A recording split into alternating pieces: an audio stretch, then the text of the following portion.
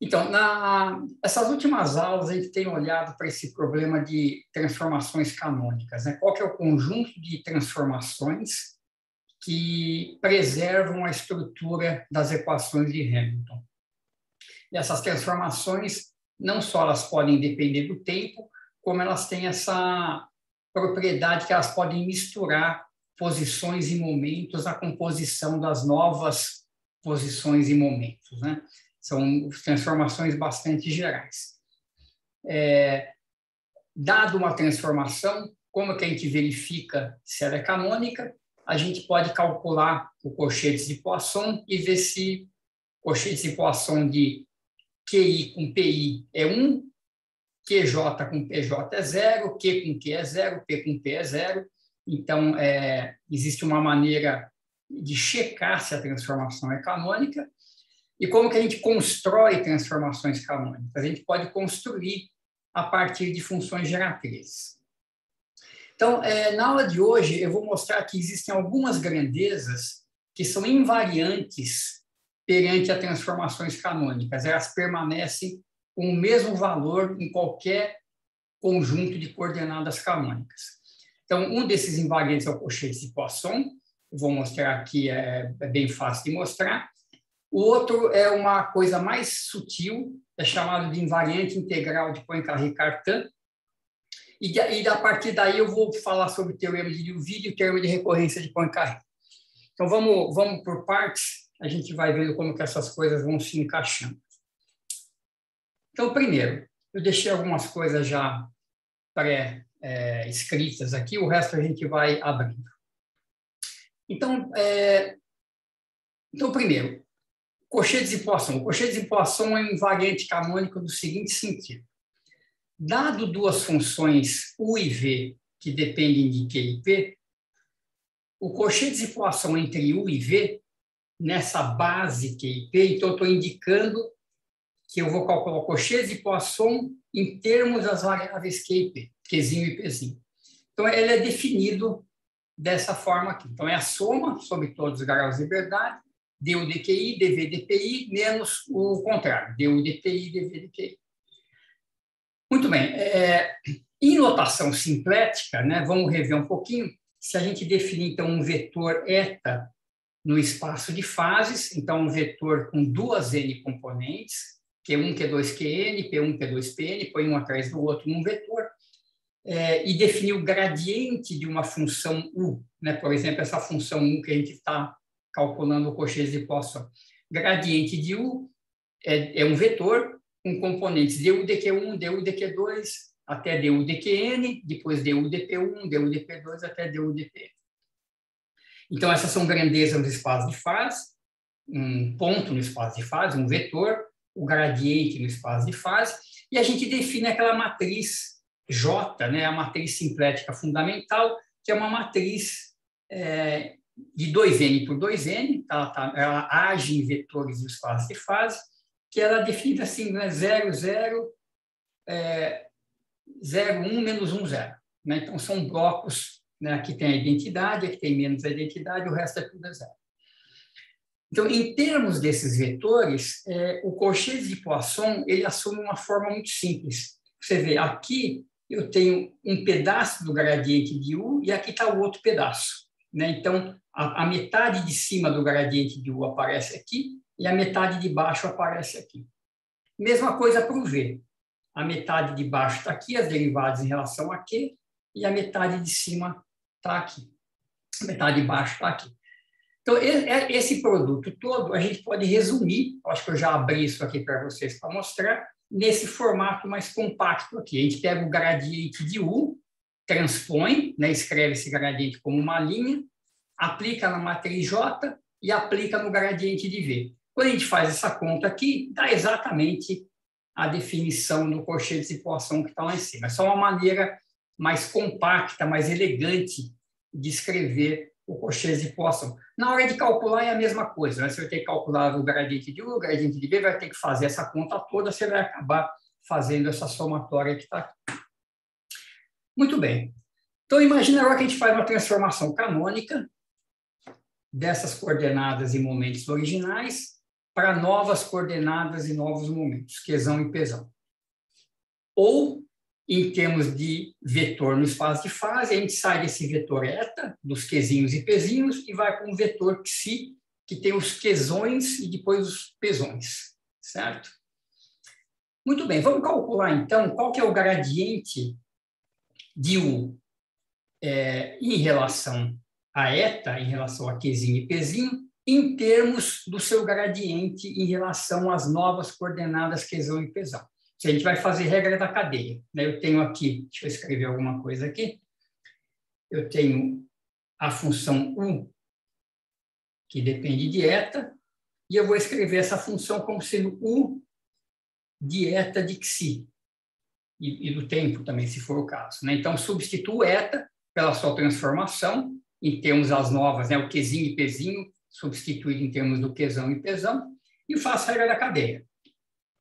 Então, du de eta é du de xj, de xj de eta i, é regra de soma implícita, ela tem uma soma implícita sobre j, que eu não estou escrevendo.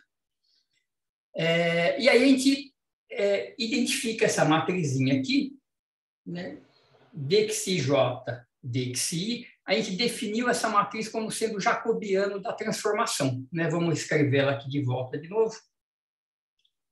M e J é o jacobiano, dxi de eta j, certo?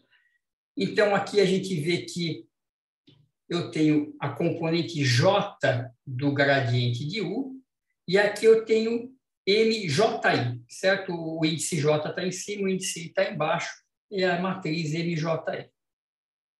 Essa matriz jacobiana, eu posso escrever como transposto componente IJ, só para trocar o JI de lugar, né? Escrevo ela aqui à esquerda, vezes a componente J do vetor, e eu tenho aqui o produto de uma matriz por um vetor, certo? Ou seja, o gradiente de U, du de eta, é M transposto vezes du de xi. Então, essa matriz jacobiana, ela faz a conexão entre os gradientes, certo? Então, se eu quiser jogar isso aqui no meu cochês de Poisson, para escrever um gradiente em termos de eta, trocar eta por xi, então eu tomo o transposto dos dois lados da equação, então transpõe aqui, então você tem que trocar a ordem, né, dos vetores, o vetor fica transposto aqui, e o M vai para a direita sem o transposto, certo? Então eu já tenho essa quantidade que eu vou jogar, desculpa, essa daqui que eu vou jogar aqui. Du de eta é a mesma coisa, dv de eta é M transposto dv de xi, certo? A mesma regra de transformação que vale aqui para o U, vale para qualquer função, vale para V.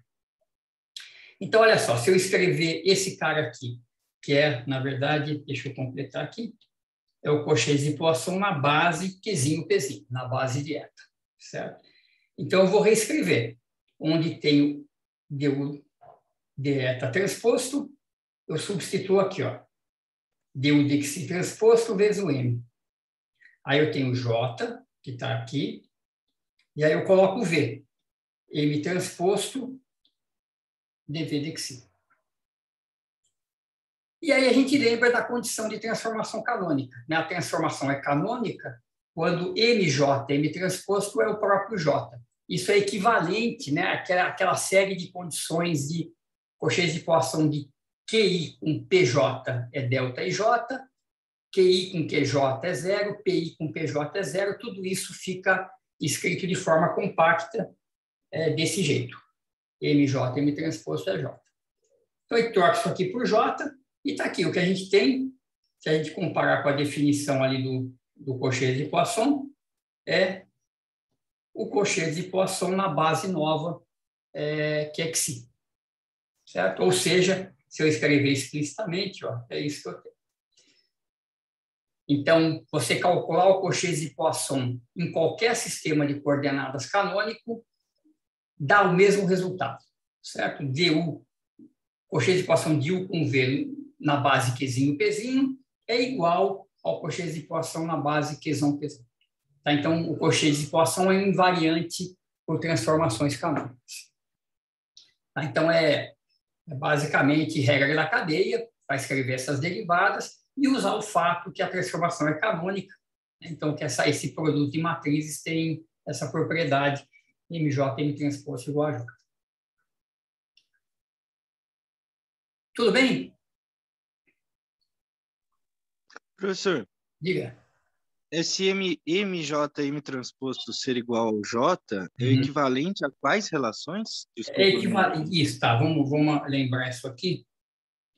Então, essa propriedade MJ, M transposto igual a J, é equivalente a isso aqui, ó. Cauchy de Poisson de Qzão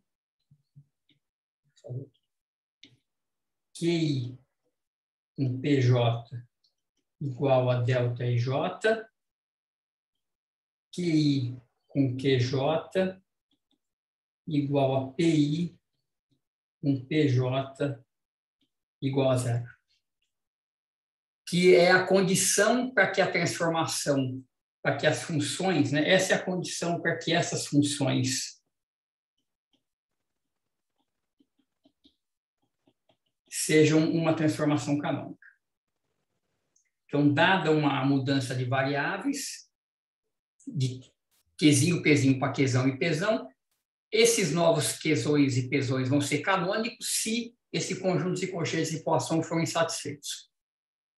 Q, parênteses Cauchy de Poisson com Q é zero, P com P é zero, e Q com P é delta e J. Então, se for a mesma coordenada, QI com PI é 1, QI com PJ é zero, se o I for diferente de J. Então, tudo isso é equivalente a essa transformação aqui. Só para se a gente fizesse, né, como é que a gente vê isso? Né? A gente vê assim, quem que é a matriz M? Né? A gente definiu assim, certo? Então, vamos abrir aqui, ó, o M11 vamos fazer em uma dimensão, só um grau de liberdade, só um Qzinho, um Pzinho, indo com Qzão e Pzão. Então, o M11, o Xi1 é o Qzão, o Eta1 é o Qzinho. M12 é del Qzão, del Pzinho. M21, agora o I é 2, 2 é o Pzão. 1 é o Qzinho. Vou fazer tudo para espremer aqui.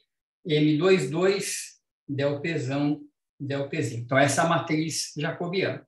Então, se você montar esse produto aqui, você vai ver que, ao escrever M, então, que são com esses elementos aqui, J vezes M transposto, o que você vai obter como matriz resultante vai ser, aqui vai aparecer o Cauchy de Poisson de Q com Q, aqui vai aparecer o Cauchy de Poisson de P com P,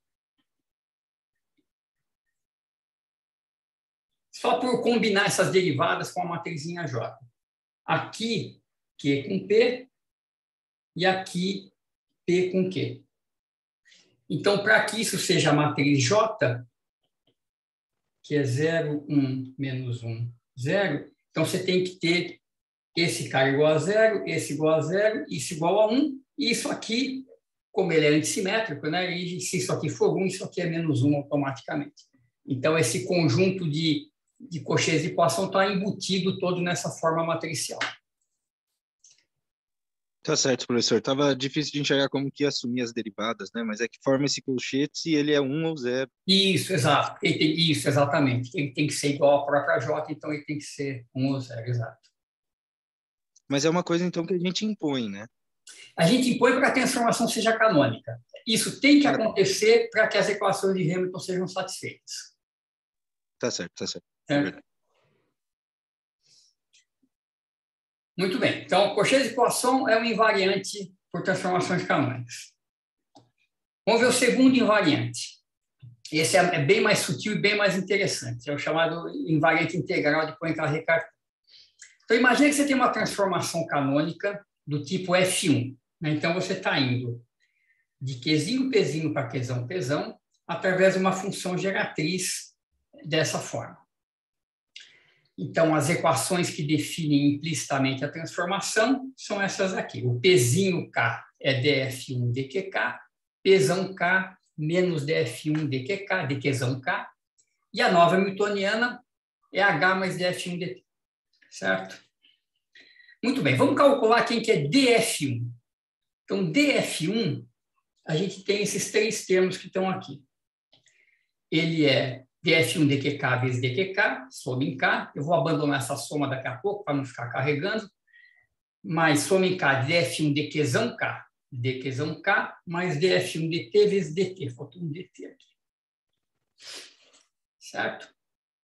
Muito bem, vamos usar agora as equações de transformação. df1 dqzinho k é pzinho k. Certo? Eu vou usar esses caras aqui no lugar dessas derivadas.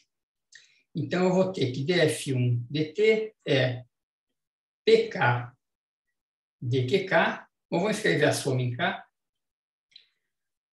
df1 dqzão k é menos pzão k. Vou colocar a soma ainda aqui. Pzão k, dqzão k. E df1 dt, eu posso substituir por k menos h.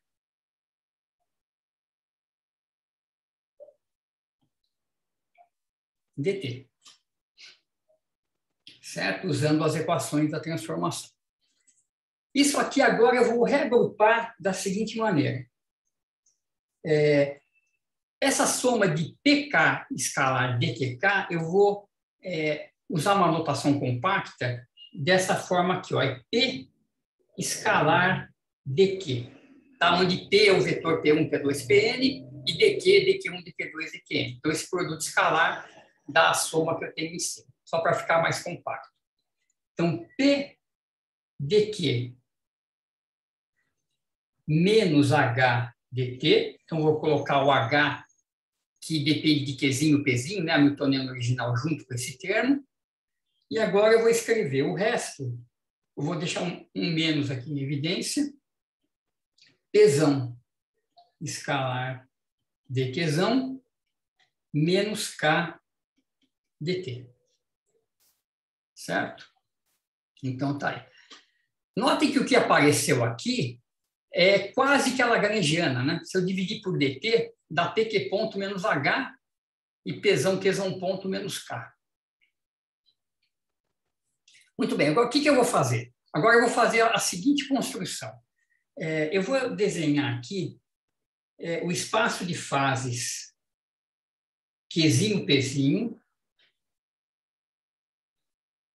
Então, isso aqui eu estou desenhando em um grau de liberdade, mas tem N Qzinhos, N Pzinhos, isso aqui tem dimensão 2N, certo? É o espaço de fase. E eu vou acrescentar um eixo aqui agora, que é o tempo. Ops.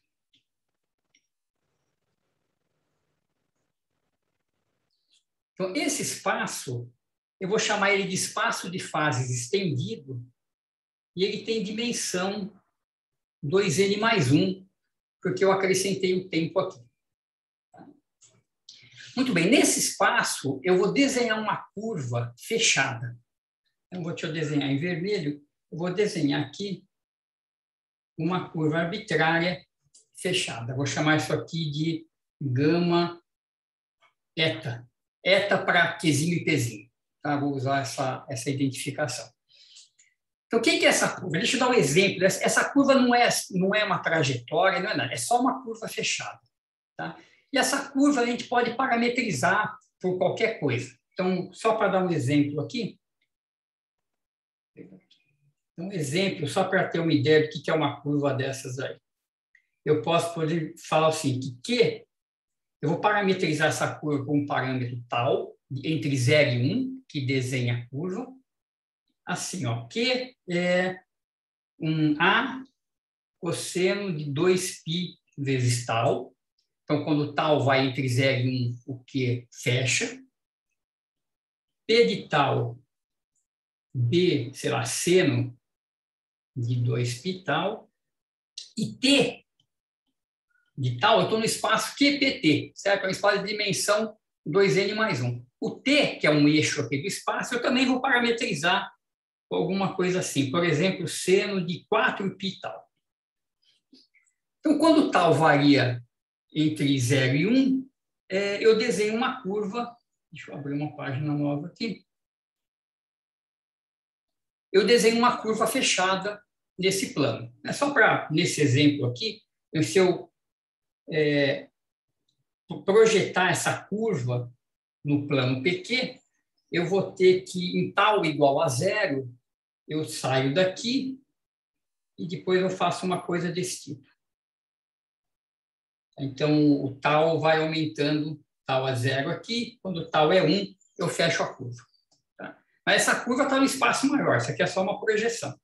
Então, se eu projetar, por exemplo, no plano P, deixa eu ver aqui, como é que é?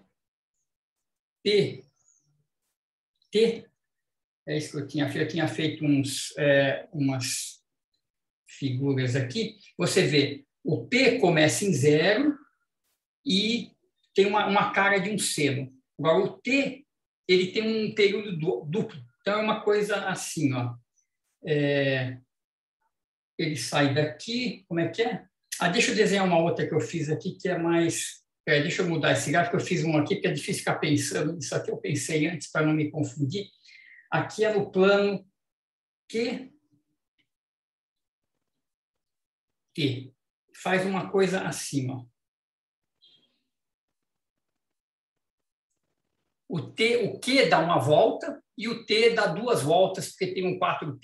Então, é qualquer curva, né? Só que eu estou dando um exemplo aqui para a gente não pensar que isso aqui é uma trajetória, não é nada. Você desenha uma curva fechada nesse espaço estendido, Qzinho, Pzinho e T, certo? Qualquer que seja ela. Então, aqui é só um exemplo para a gente ver a cara que ela tem.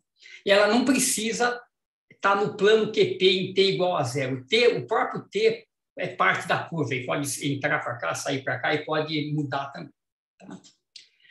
Muito bem, dada essa curva, eu tenho minha transformação canônica, certo? Para cada ponto QP, eu posso calcular o valor dos pontos QP.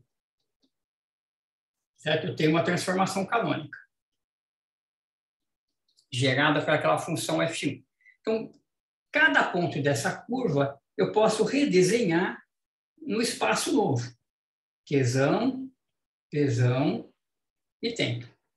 Então, é só, né, para cada QP daquela curva, eu calculo um Qzão e Pzão.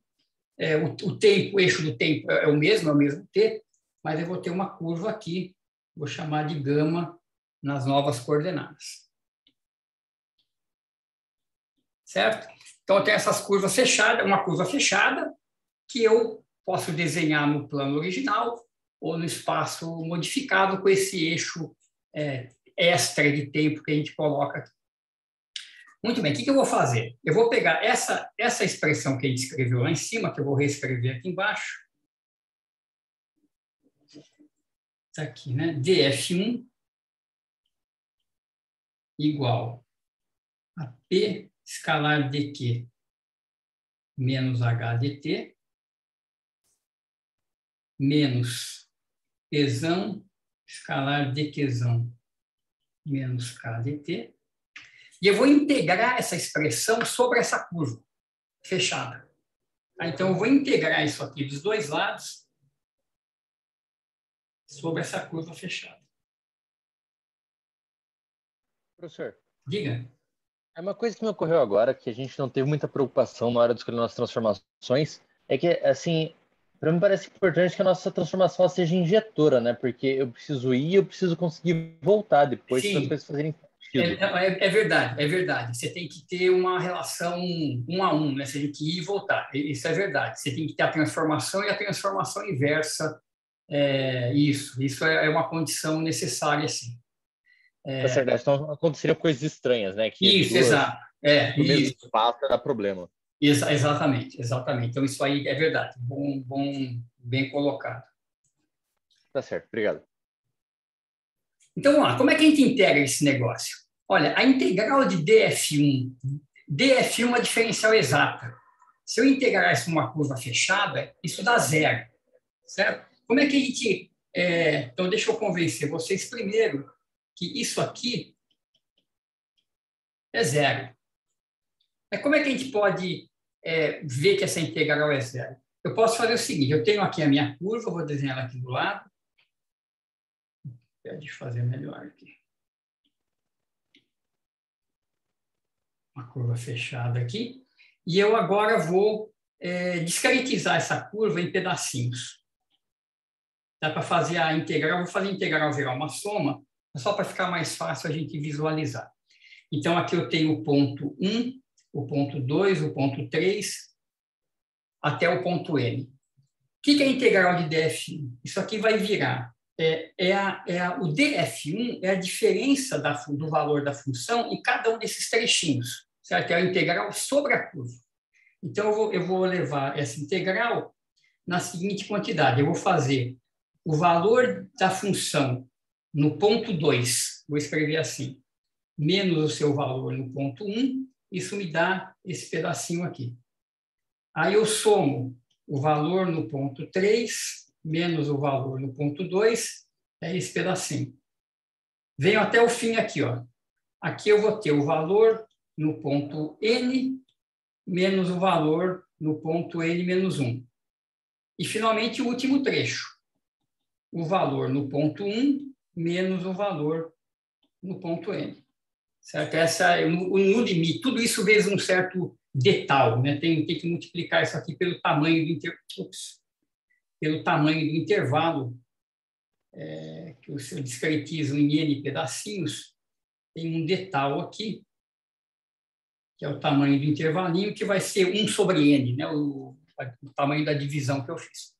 Então, você vê, quando eu faço essa soma, esse cara mata com esse, o 3 vai matar com o 3 que vai vir no próximo termo, né? O próximo termo vai ser F4 menos F3. Então, F3 mata. Até que vai matando tudo. O Fn, você vê que o que está aqui... Ops, deixa eu fazer em vermelho. O que está em cima mata com o que está embaixo sempre. Esse N-1 matou com o cara que veio anteriormente a ele. E esse F1 mata com esse F1 aqui de cima. E essas coisas todas aqui somam zero. Tá? Porque pelo fato da curva ser fechada. Então, a integral de df1, que é uma diferencial exata, indo de um ponto para o mesmo ponto, é zero. Isso implica que a integral de P escalar dq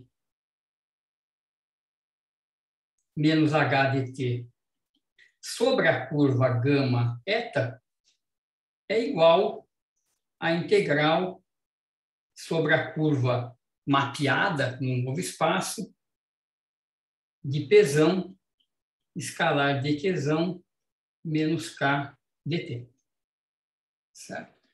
Ou seja, se a gente quiser escrever isso de uma forma genérica, a integral sobre qualquer curva fechada nesse espaço estendido é um invariante canônico, porque você pode transformar para qualquer conjunto novo e vai dar a mesma coisa.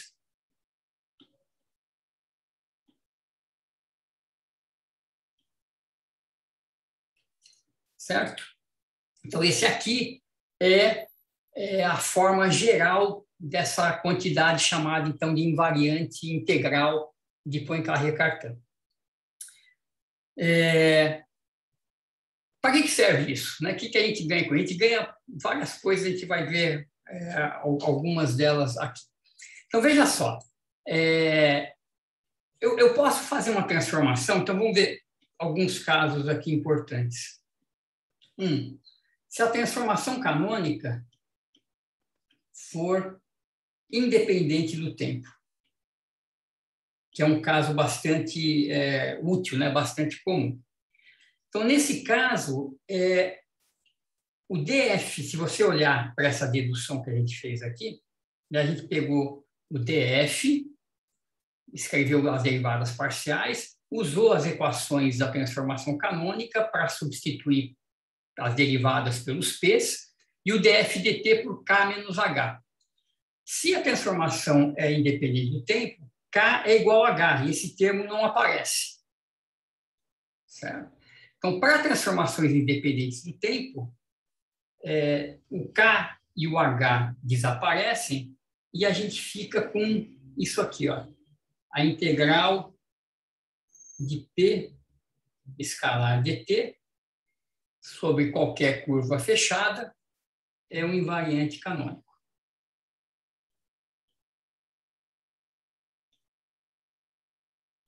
Certo? Lembrem que essa integral, né, se vocês lembrarem um pouco, de novo, conectando com mecânica quântica, existia uma regra de quantização antiga, antes da mecânica quântica ser desenvolvida, que é a regra de quantização de Bohr-Sommerfeld. Ela falava justamente que a integral de P escalar dq numa órbita fechada, né, qual que é? Deixa eu lembrar para vocês aqui, que eu quero mostrar uma coisa interessante. Regra de quantização Bohr-Sommerfeld.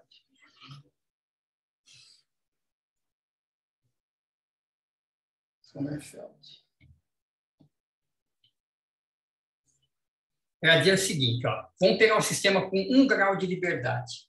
Eu tenho H igual a P2 sobre 2M mais um V de Q.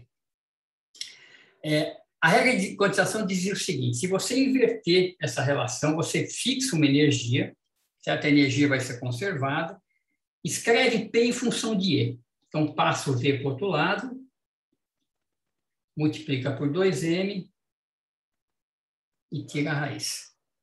Se você fizer a integral de P dq num período do movimento, então, se o potencial for limitado, o movimento vai ser periódico, você faz essa integral num período de movimento, a regra dizia o seguinte, as únicas energias possíveis quanticamente são aquelas onde essa integral é um múltiplo da constante de Planck. H cortado, se não me engano.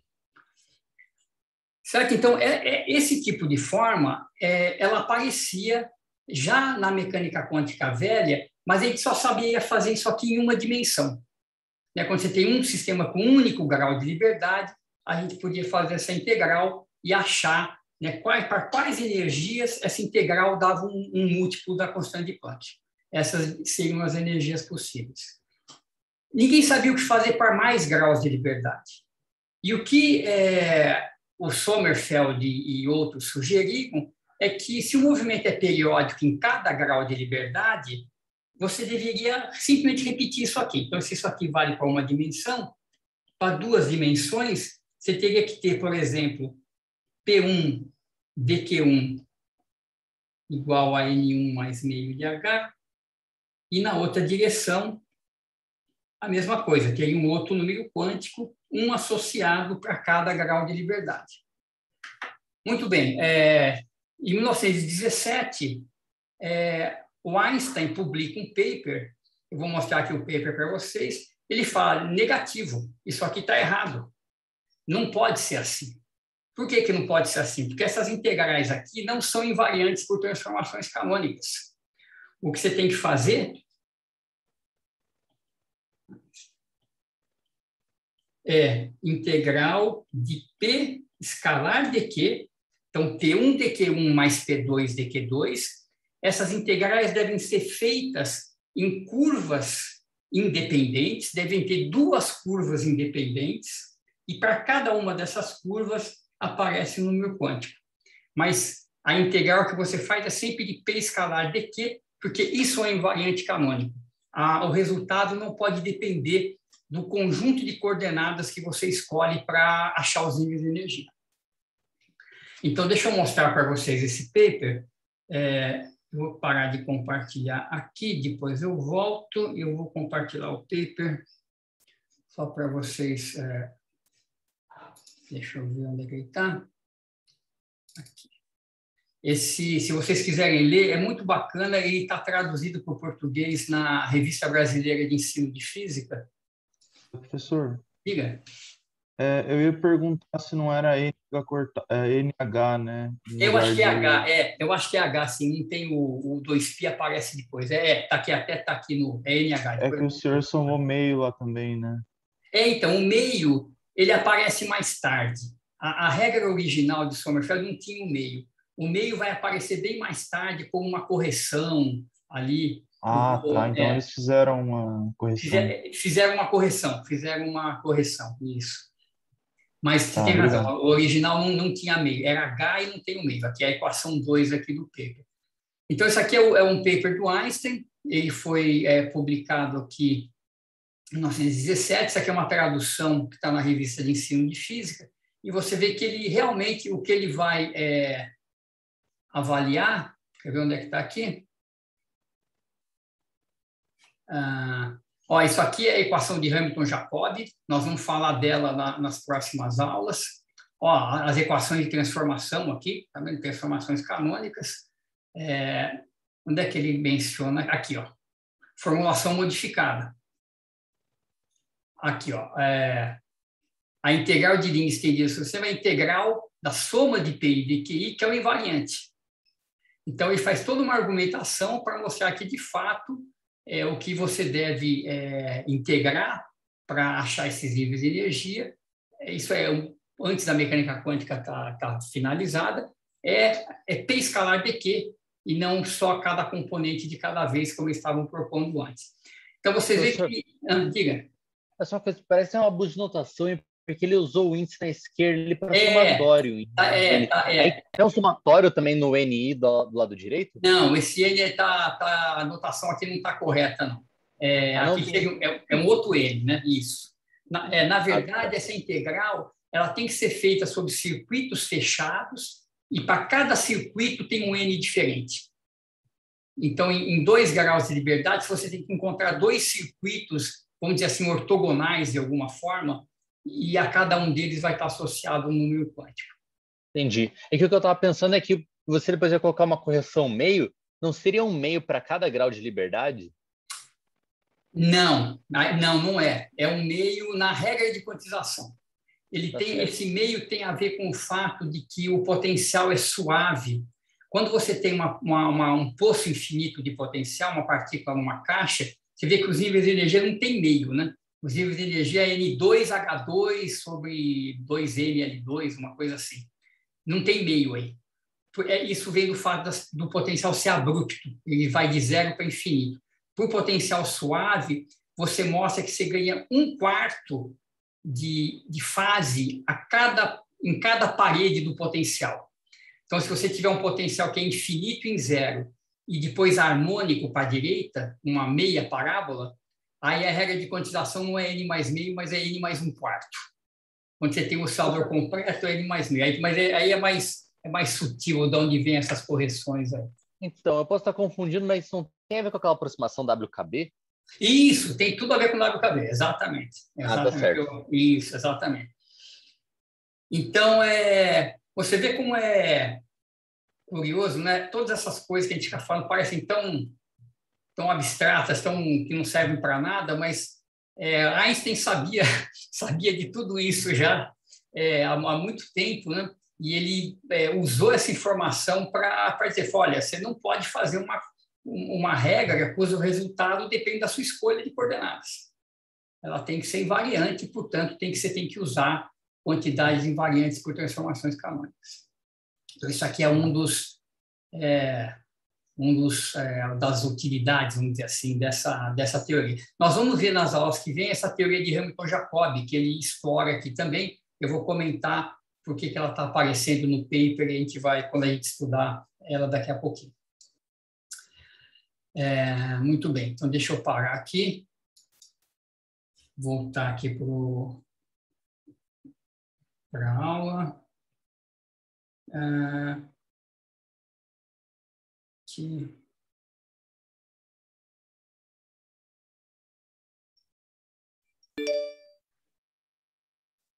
Aqui.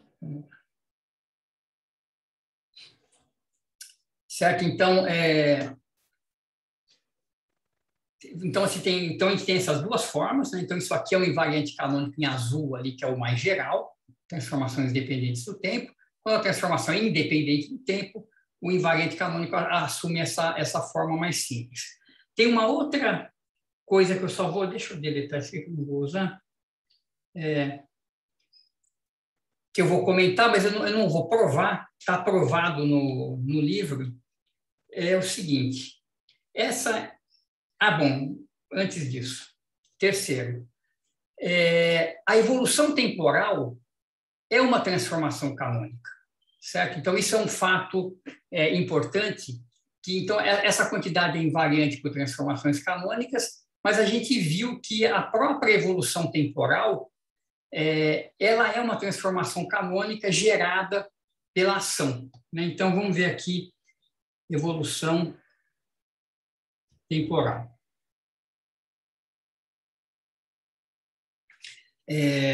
Então, se eu tenho... deixa eu ver como é que eu vou escrever isso. Eu vou escrever assim. Se eu tiver uma certa condição inicial, Qzão e Pzão. Então, são os valores de Q e P em T igual a 0. E eu propagar isso aqui por um tempo T, eu vou parar no ponto final, Qzinho, Pzinho. Então, essa transformação de Qzinho, Pzinho para Qzão, Pzão, ou seja, dado esses pontos em um tempo, de onde eu vim, de qual ponto eu vim, isso é uma transformação canônica. Isso aqui é uma transformação canônica gerada pela própria... do tipo F1. Vamos fazer assim. E ela é a própria ação calculada ao longo dessa trajetória. Então, a gente pega a ação que parte de Qzão e chega em Qzinho no tempo T. Então, Qzão é o ponto inicial, Qzinho é o ponto final. Então, essa ação, a gente sabe das propriedades dela, né? A gente sabe que o momento inicial é del S, del Qzão, menos, e o momento final é mais del S, del Qzinho. Então, essas propriedades são as propriedades que definem uma transformação canônica do tipo F1. Certo? Então, a própria evolução temporal é uma transformação canônica. Você escrever, né? Deixa eu abrir mais uma.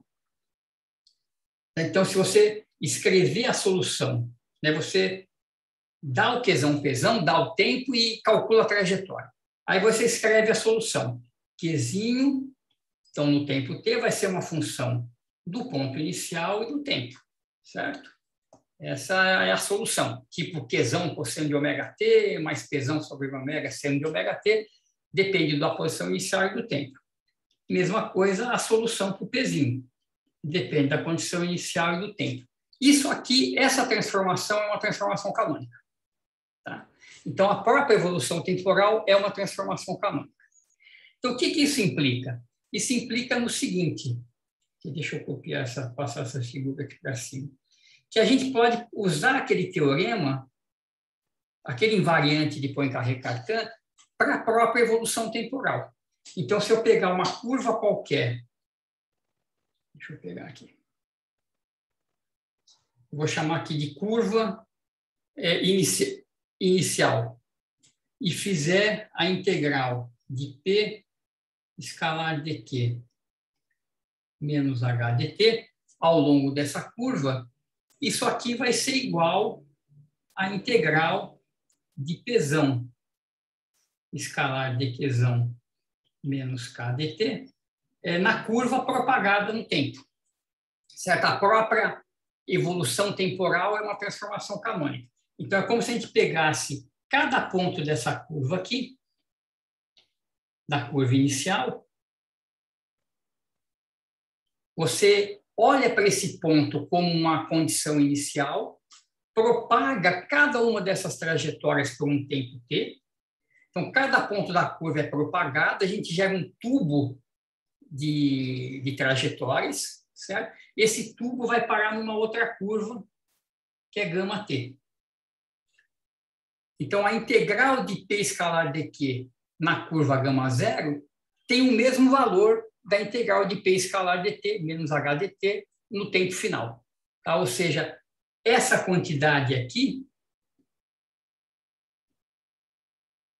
é um invariante pela evolução temporal. Então, você pode calcular isso em t igual a zero, e esse valor vai permanecer constante a todo o tempo futuro, porque isso é uma transformação canônica.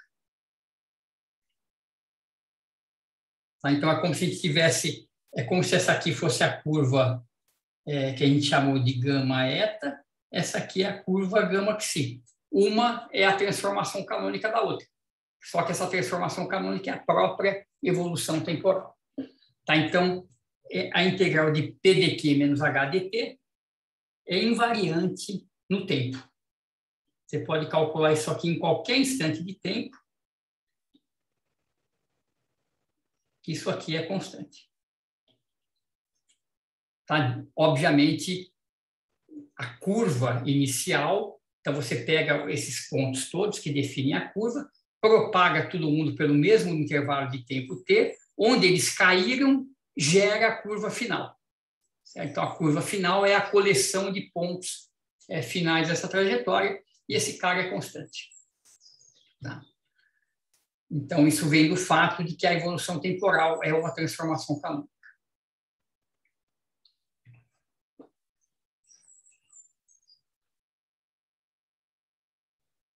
Tá? Então, isso aqui é um pouco, como eu falei, um pouco abstrato, mas funciona desse jeito. Uma outra coisa que eu não vou mostrar é que, na verdade, esse resultado aqui, que a evolução temporal, então, preserva essa integral, pelo fato dela ser uma transformação canônica, o resultado imediato é esse, né? A integral nessa curva é a integral na curva final, determinada pelos pontos finais de cada trajetória. No entanto, dá para mostrar uma coisa ainda mais geral. Eu não vou mostrar aqui, que é mais trabalhoso, está demonstrado no livro para quem quiser, que, na verdade, você pode pegar qualquer curva aqui no meio, que envolva o tubo. Você pode deformar essa curva aqui em qualquer posição, esticar para lá, desde que ela envolva o tubo uma vez só, o valor da integral é o mesmo. Tá? Qualquer integral, a integral em qualquer curva que dá uma volta no tubo tem o mesmo valor. Tá? Basta que ela dê uma volta só no tubo. Mas isso é um detalhe, não vou mostrar aqui. Nós vamos, na verdade, usar esse resultado mais para frente, mas quando chegar lá eu comento um pouquinho mais sobre ele. Muito bem. Então, esse quarto aqui eu vou só escrever, só para dizer que eu falei, mas eu não vou provar. Isso aqui é constante para qualquer curva gama que circule o tubo. Você não precisa pegar os pontos finais, você pode pegar qualquer curva deformada lá que dá na mesma. Então, professor, se considerar o gama T, também. Também, o gama T também. Nossa. Isso. Agora, você pode pegar o gama T e deformar ela, puxar, pegar, por exemplo, esse pedaço da curva aqui e puxar aqui para dentro. Fazer uma curva que está aqui, depois vem para cá, depois vem para cá. Desde que você circule o tubo uma vez, vai dar o mesmo resultado. Entendi. Professor, aquilo que você falou da regra de quantização que a gente integra, né, o PDQ, eu lembro de quando eu estava na graduação, né, estava no estudo da matéria, de ter visto alguma coisa que, em algum livro, não sei, foi integrado a oscilação do oscilador harmônico. Isso está errado, então, porque nesse caso eles vão acabar em pontos diferentes, você não está fazendo uma curva fechada, né?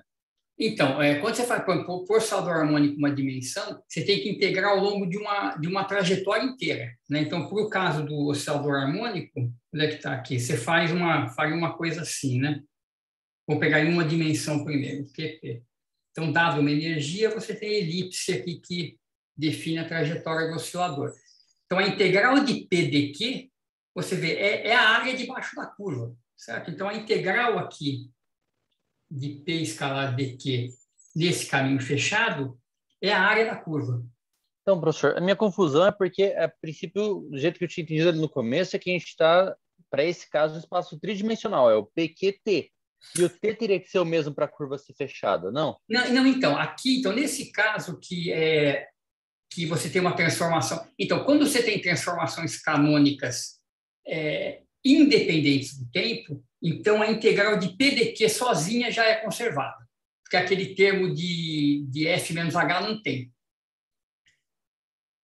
Tá? Então, nesse caso, ou seja, essa integral ela só é mantida igual se você fizer uma transformação canônica independente do tempo. Se a transformação canônica depender do tempo, esse cara não vai ser mais constante.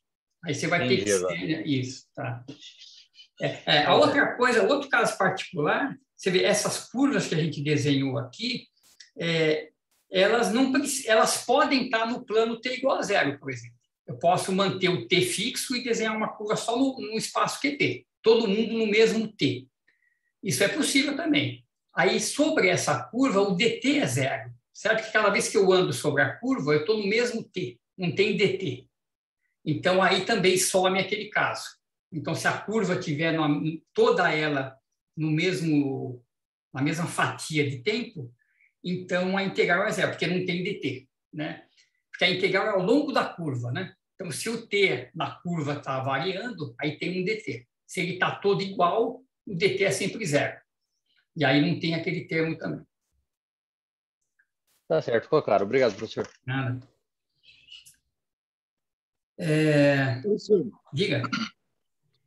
Eu tenho uma dificuldade em entender a ação partindo de uma coordenada e indo para uma nova coordenada, né? Ao invés da forma convencional dela ir de um ponto inicial a um final, representado pela mesma coordenada. Tem alguma coisa de especial? Eu que estou criando caso de uma coisa que... Então, vamos lembrar da partícula livre, né? Só para a gente ver. Na partícula livre, você tem a ação, ela vamos escrever assim, xf menos xi ao quadrado sobre 2mt, certo? É a energia cinética, P2 sobre 2m, que é constante, vezes o tempo de integração que é t. Então, essa é a ação da partícula livre. Então, você vê, ela está escrita em termos de xi, xf e t. Vamos escrever aqui. E ela tem todas aquelas propriedades, né? Se você fizer ds dxi, vai dar menos pi, ds dxf vai dar o pf, nesse caso pf igual a pi, que é a partícula livre, e ds dt vai dar menos h, menos energia.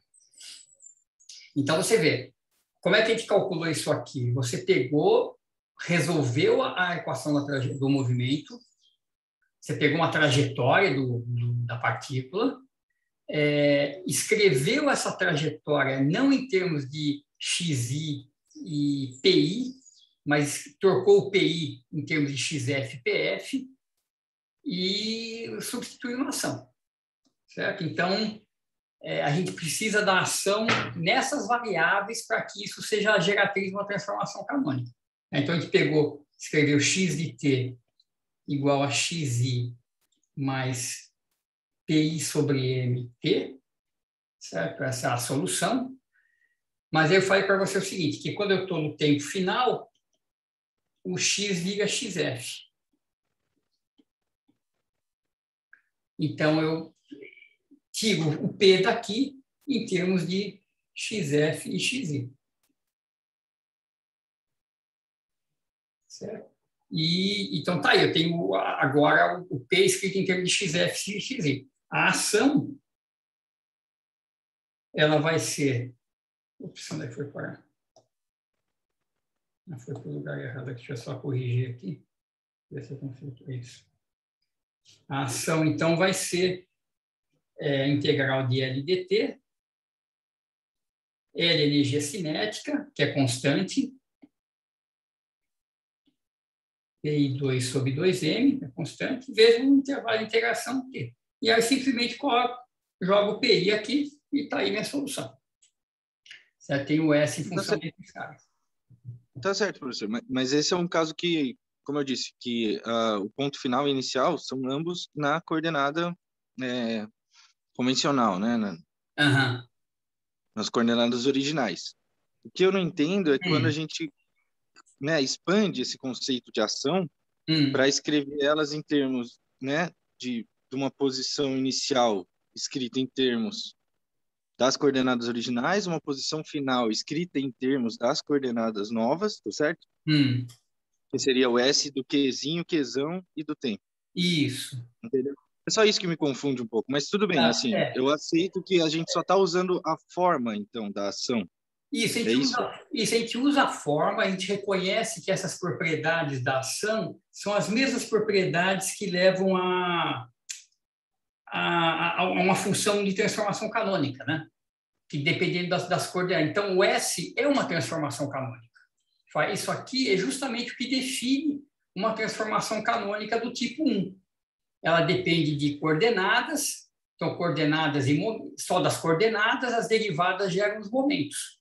Então, ela é uma transformação canônica. Mas aí você fala, olha, isso aqui é ação.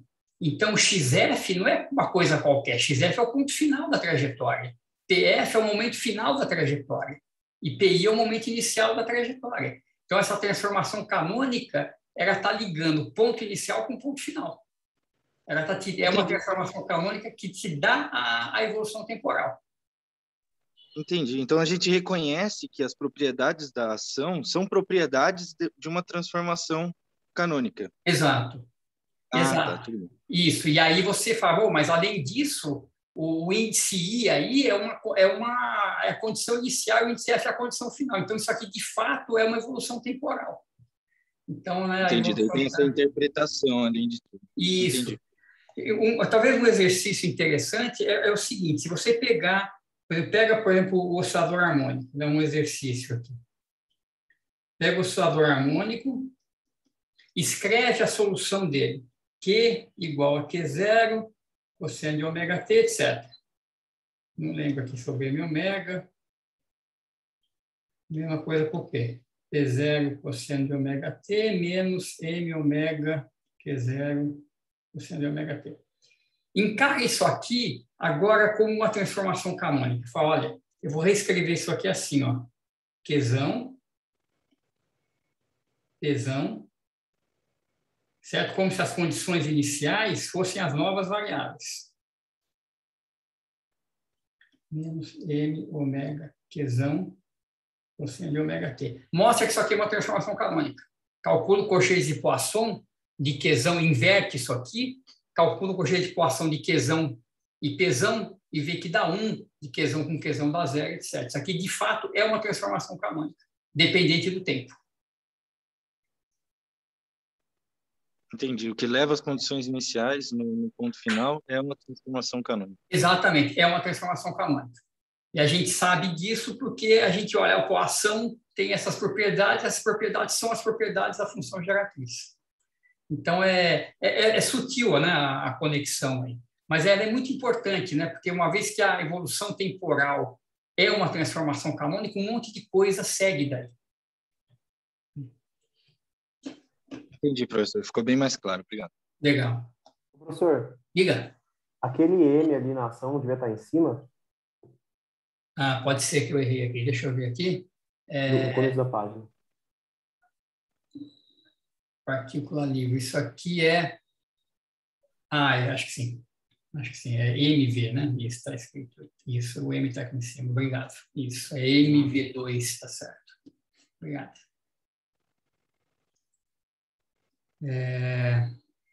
Legal. Então, vamos lá. Teorema de Liouville agora. Preservação de volumes no espaço de fase. Isso é um negócio bem, bem bacana. Nós vamos explorar isso na aula que vem, fazendo uns exemplos de distribuições de probabilidade andando no espaço de fase. Hoje eu vou fazer um exemplo trivial aqui só, mas a gente faz mais legal a aula que vem. Então, vamos lá. Então, qual que é o teorema? O teorema é o seguinte. Vamos primeiro ver o teorema em termos de transformações canônicas, arbitrárias, e depois eu vou usar o fato de que a evolução temporal se encaixa também nisso como sendo uma transformação canônica.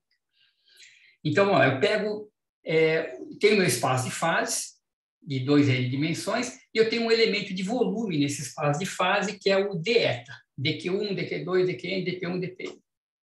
Esse é o elemento de volume. Quando eu faço uma transformação canônica, então, para novas coordenadas, né? Ou em termos dessa formulação de espaço de fase, eu vou de eta para xi, o meu elemento de volume nas novas coordenadas é dqzão até dqn, deixa eu corrigir aqui, até dqn, dp1, dpn. Então, muito bem. Então, imagina o seguinte, eu pego nesse espaço de fases final, no espaço de fase das coordenadas novas, e eu vou escolher um certo volume vxi nesse espaço de fase e vou fazer a integral de dxi sobre esse volume. Ou seja, vou calcular o volume de uma certa região no espaço de fase, certo? Então, eu tenho aqui, vou fazer em uma dimensão, tenho aqui qzão, pzão, certo? Que é as variáveis xi. Eu escolho uma certa região aqui e eu vou calcular, então, a integral de dxi sobre essa região. Vou encontrar a área ou o volume dessa região. Muito bem. Essa integral em qzão e pzão, eu posso fazer agora uma mudança de variáveis. Tá? Em vez de usar as variáveis qzão e pzão, eu vou fazer uma mudança de variáveis e vou usar qzinho e pzinho. Então, como é que a gente faz? Deixa eu abrir uma página aqui. Então, eu vou ter qzão em função dos qzinhos, pzão em função dos pzinhos, e eu posso encarar isso aqui como simplesmente uma mudança de coordenadas que eu faço na integral. Onde tinha x, eu chamo x de cosseno θ, certo? Eu vou mudar de uma coordenada para outra.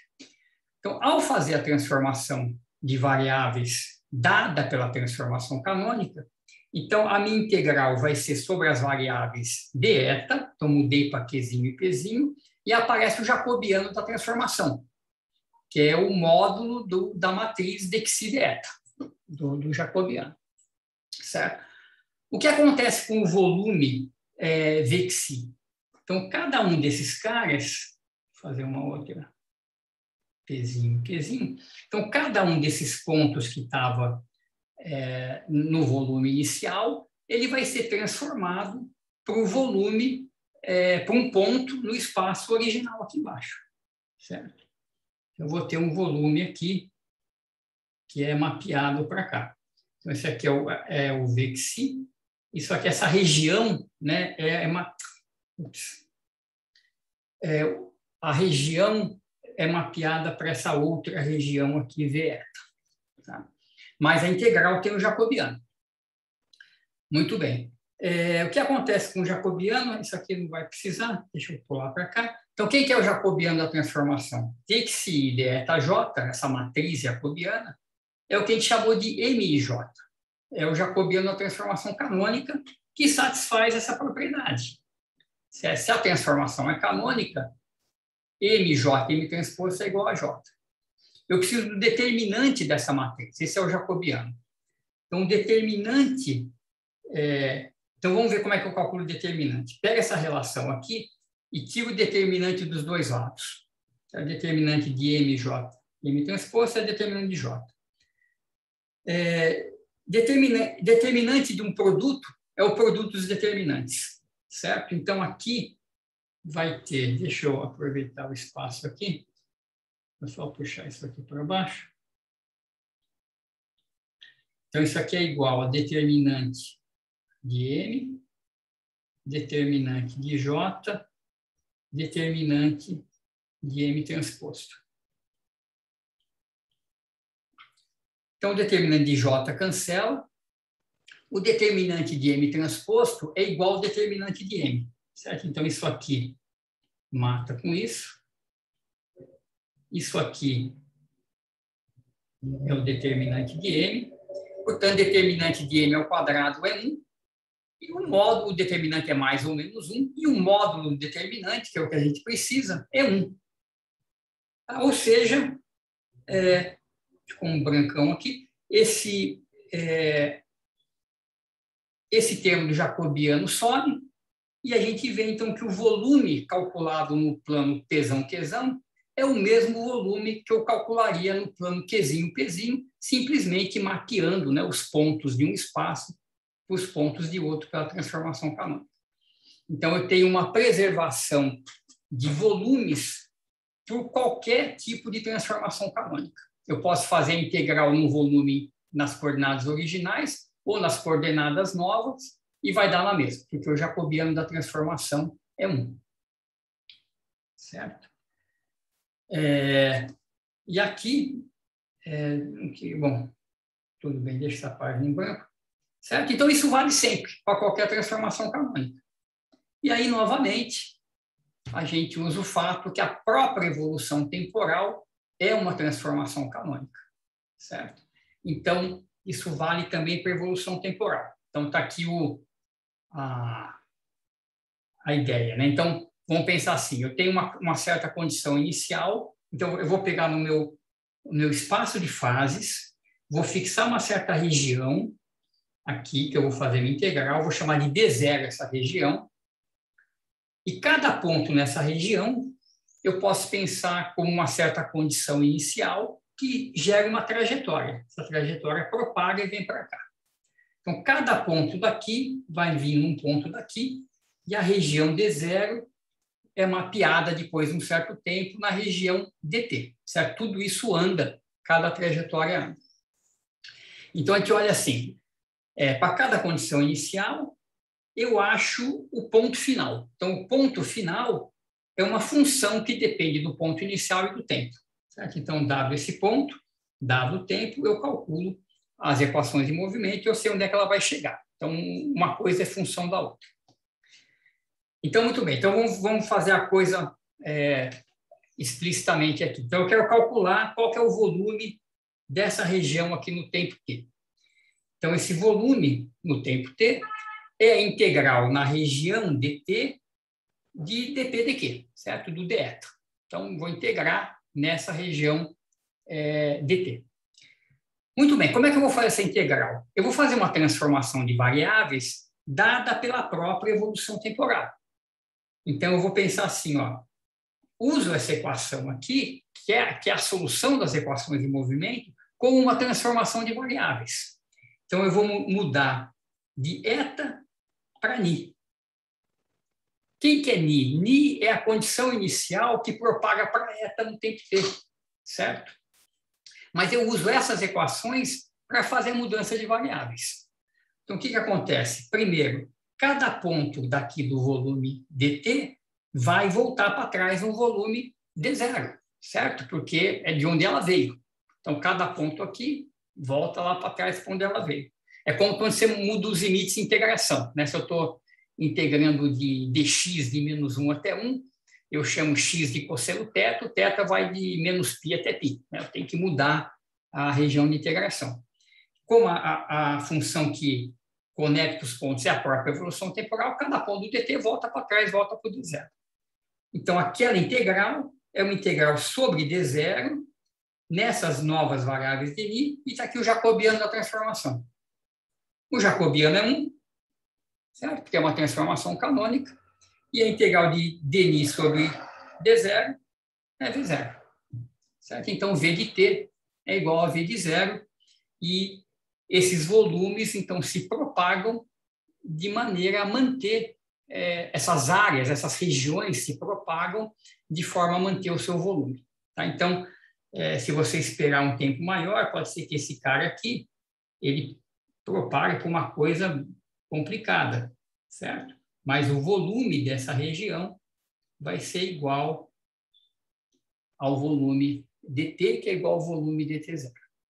Então, você pode ter deformações, pode acontecer coisas complicadas, mas você tem preservação de volumes. Tá? Esse é o teorema de Liouville. Tá? Então, só um exemplo bem simples é a partícula livre, que dá para a gente entender rapidamente o que acontece. Né? Eu vou fazer na aula que vem uma coisa mais interessante, que são propagações de ensembles gaussianos, é mais legal. Mas aqui imagina o seguinte, você tem dinâmica livre, tá? Então, o espaço de fase é uma dimensão, e a gente seleciona uma certa região aqui do espaço de fase, que é esse quadradinho aqui. Deixa eu apagar isso. Esse voluminho V0. Ficou pequeno aqui, deixa eu ver se dá para aumentar um pouquinho. Aqui. Então, eu seleciono uma região entre QA e QB, PA e PB, e faço esse retangulinho, que é o meu volume inicial. Como que esses escalas propagam? Ora, quem está aqui com o momento PA anda com velocidade PA sobre M. Né? Aqui eu estou fazendo uma partícula livre com massa 1 para facilitar. Então, esse ponto aqui, depois de um tempo T, para onde ele vai? Ele vai para QA mais PA vezes T. Ele vem para cá. Esse outro ponto tem o mesmo momento, ou seja, tem a mesma velocidade. Então, depois de um tempo T, ele anda o mesmo tanto. Ele vem para cá. Certo? E essa distância é a mesma que essa, porque esses pontos propagaram com a mesma velocidade. Agora, os pontos aqui em cima, eles têm momento maior. Então, esses pontos vermelhinhos, eles têm momento PB. Então, eles andam mais rápido, eles andam mais no mesmo intervalo de tempo T. Então, esse ponto vermelhinho vem para cá, esse outro ponto vem para cá, essa distância continua sendo igual a essa, certo? Que eles andam o mesmo tanto, e é igual a de baixo, certo? Então, essa distância no mesmo valor de momento se preserva porque eles andam na mesma velocidade. E o volume dessa figura torta que aparece aqui é o mesmo de inicial, certo? A área é a base vezes a altura. A base continua sendo QA menos QB e a altura continua sendo PA menos PB. Então, esse volume é igual ao inicial, embora ele esteja se deformando. Quanto mais tempo você esperar, mais achatadinho ele vai ficar, porque tem pontos se movimentando com velocidade maior que outros. Então, mais o volume se preserva.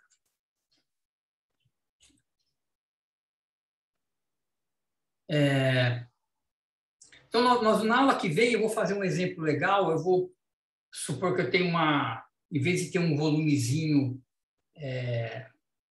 bonitinho desse jeito, eu vou mostrar para vocês como que a gente pode propagar uma distribuição de probabilidades, como se a gente, por exemplo, só para dar antes de falar no último tópico, imagina que eu tenho aqui no meu espaço de fases, eu tenho um sistema, mas eu não sei exatamente qual que é a posição e o momento desse sistema, eu não sei exatamente aonde ele está. A única coisa que eu sei é que o ponto está no ponto, o sistema está na posição Q, com o momento P, com probabilidade ρ de QP. Eu sei uma probabilidade dele estar em cada lugar do espaço de fases no tempo inicial. Então, tem tipo de uma distribuição de probabilidades, né? Por exemplo, uma coisa gaussiana, né? E está com alta probabilidade aqui, mas eu não tenho uma incerteza nessa distribuição. Essa distribuição vai andar no espaço e a gente vai calcular qual que é a dinâmica da distribuição de probabilidades em tempos futuros usando o teorema de Liouville na aula que vem. Eu vou fazer isso na aula que vem. Tá? Então, é um cálculo bacana que tem algumas semelhanças também com mecânica quântica, né? Porque é uma descrição probabilística. A gente faz isso com detalhe na quarta-feira. Tá, então, resumindo, antes de eu entrar no último tópico, que é bem interessante, é mais ou menos rápido de falar. Então, nós temos, olha, cochetes de Poisson é um invariante. Você pode, se você tiver duas funções, você pode calcular o cochetes de Poisson em qualquer sistema de coordenadas canônico, que vai dar a mesma coisa. Segundo, você tem aquele invariante de Poincaré-Cartan, que por enquanto é uma coisa abstrata, né? Mas é a integral de P escalar dq menos h dt numa curva fechada. Se você fizer a integral disso numa curva fechada, isso, por exemplo, se preserva ao longo do tempo. Né? É um dos resultados. Ou se preserva por transformações canônicas também. Terceiro caso, teorema de Liouville. Como o jacobiano de uma transformação canônica é 1, você tem preservação da integral de volumes. Integral de dxi igual a integral de deta. Como a evolução temporal é uma transformação canônica, você tem preservação de volumes pela evolução temporal.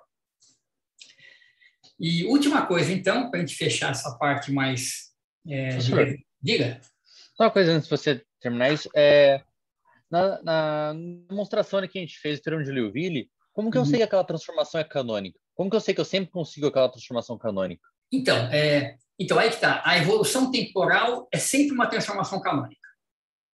Então primeiro, vamos por partes. A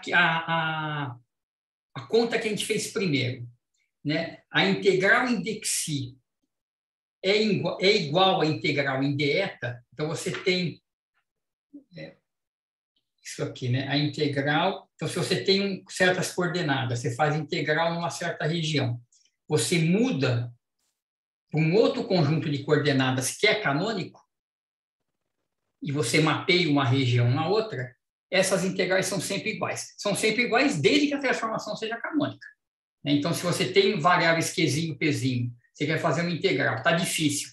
Você fala, vou mudar de variáveis para simplificar a minha integral. Se você fizer uma mudança que é canônica, então você pode integrar direto deta, não tem jacobiano. A integral se consegue, mas tem que ser uma transformação canônica. A segunda coisa é o seguinte, a evolução temporal é uma transformação canônica. Então, essa é uma coisa sutil e importante, né? A ação, ela gera uma transformação canônica a partir dessas relações. Isso são relações de uma transformação canônica, certo? E, ao mesmo tempo, eu sei que esse P é o momento inicial, é o momento isso. E esse Pzinho vai ser o momento final e esse Pzão é o momento inicial. Como que eu sei isso? Isso aqui vem da teoria das próprias propriedades da ação. Se essa é uma ação conectando Qzão até Qzinho, então seguem essas derivadas. A gente mostrou isso lá atrás, não tem nada a ver com transformação canônica. Aí a gente olha, mas isso aqui são as propriedades de uma transformação canônica. Então, isso mostra que a evolução temporal de Qzão, Pzão para Qzinho, Pzinho, né, essa relação que você tem da condição da coordenada inicial com a coordenada final é uma transformação canônica. Então, que é aquele exercício que eu estava indicando aqui para vocês fazerem, né? Então, você vê isso aqui, que é a solução das equações de movimento. Se você, onde tem Q0 e P0, colocar Qzão e Pzão, essa mudança de coordenadas é uma transformação canônica. Então, a evolução temporal sempre é uma transformação canônica. Tá? Então, tudo que é invariante por transformações canônicas é invariante pela evolução temporal também. Tá certo. Esse dia eu tinha acabado perdendo, acho que é muita informação, alguma coisa acaba ficando. Não, tranquilo, com certeza.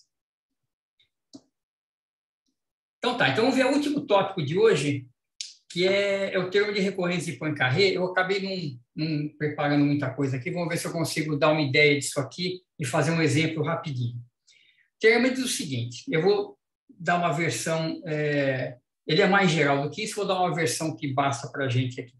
Imagina que você tem um problema de uma partícula num potencial, pode ter várias partículas, na verdade, mas vamos pensar assim, eu tenho uma partícula num potencial, pode ser 3 dimensões, pode ser várias coisas, mas o importante é que esse potencial ele seja um potencial limitante, ele seja uma coisa desse tipo aqui, ó. Tá? Não precisa ser quadrático, não precisa ser nada, mas ele tem que limitar o movimento por uma dada energia. Então, fixado um valor de energia, o movimento fica limitado entre certos valores máximo e mínimo das coordenadas. Tá? Então, nós vamos considerar essa situação onde a partícula não pode escapar para o infinito. Ela está sempre limitada. Nesses casos, você vê que a posição é limitada, certo? Então, isso aqui é Q, isso aqui é V. E o momento também é limitado, porque O maior valor que o momento pode atingir é quando o potencial é zero, certo? Então, é raiz de 2ME, e não pode passar disso. Então, as coordenadas são limitadas pelo potencial e os momentos são limitados por raiz de 2ME, basicamente. Então, o módulo do momento não pode passar disso. Então, o momento também não pode ir para infinito, porque a energia está conservada, o potencial é limitado. Então, nessas situações, o espaço de fases Fn, F2n, para uma dada energia, tá? Então, o espaço Fn, deixa eu apagar isso aqui. A superfície de energia, sigma E, que é quem? É o conjunto dos pontos, PQ, tal que H de QP é igual a E. Então, a gente fixa o conjunto dos pontos que tem energia E. Então, esse cara, ele tem dimensão 2N menos 1, certo? É a 2N menos 1. É a camada de energia ou a superfície de energia. Esse cara aqui é limitado também. Tá? Porque o PQ é limitado, então isso aqui forma uma coisa limitada. Então, eu vou desenhar essa superfície de energia dessa forma aqui. É alguma coisa, algum espaço limitado. Eu não posso passar de certos limites. Muito bem, vamos considerar agora uma pequena região, um pequeno conjunto de pontos QP dentro dessa superfície de energia. Então, todos os pontos aqui estão dentro de sigma E, mas é um subconjunto pequenininho de pontos aqui. E agora eu vou considerar, então, a evolução temporal de cada um desses pontos. Então, cada um desses pontos, aqui é o H independente do tempo, tá? Não tem dependência temporal. Então, a energia vai se conservar, cada um desses pontos na região azul vai se propagar, vai ter uma trajetória, certo? E eu vou imaginar que eu propago essa bolinha, cada ponto dessa bolinha, por um certo intervalo de tempo tal, de tal forma que essa bolinha venha para cá. Tá? Então, deixa eu só ver como é que eu vou usar a notação para ficar igual. Eu vou chamar vou chamar essa vizinhança aqui de U.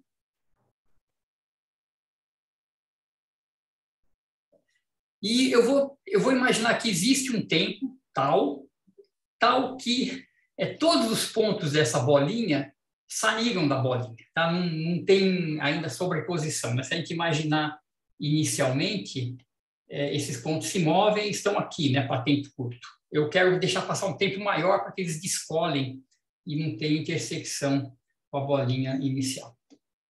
Então, essa bolinha propagada, ela tem o mesmo volume da bolinha inicial, certo? Eu tenho preservação de volumes. Então, essa nova bolinha, eu vou chamar ela vou chamar essa aqui de U0. Deixa eu usar azul aqui. Essa daqui é a bolinha, é o volume U1 na superfície de energia. E esse cara continua se propagando.